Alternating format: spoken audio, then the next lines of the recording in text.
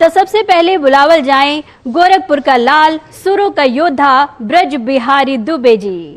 एगो बचपन के तरफ आप सबके लेके चलत हैं पूर्वी गीत। कन के साथे खड़ी चकई भंवरवा, माई खियावे किन के मामा के कवरवा, माई मोर खियावे किन के मामा के कवरवा।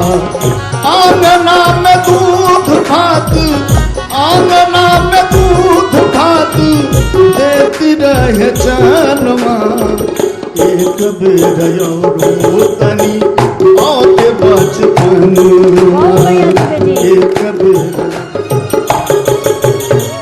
कुकुरे का पिल्ला खेली घर भर डांटे, काबो काबो पिलवाऊ अनुरिया में काटे, काबो काबो पिलवाऊ अंगुरिया में काटे।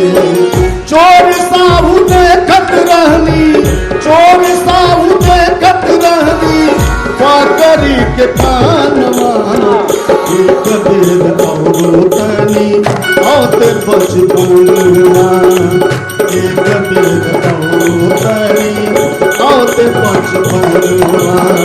चोर साहू देखत रहनी, चोर साहू देखत रहनी, काकरी के कानवा, एक बेर औरो तनी औते बचपनवा, एक बेर औरो तनी औते बचपनवा।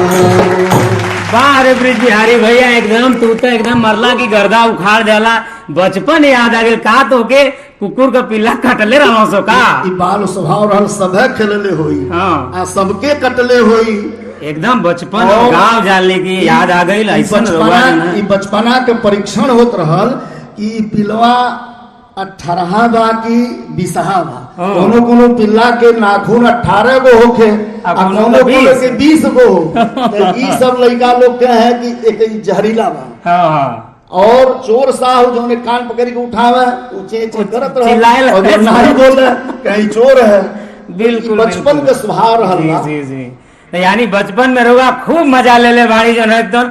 आज के कार्यक्रम में जान ले कि हमनी के एकदम गांव के एक एक जो है पल पल रोगा याद दिला दिले। गजब के गायकी कैली।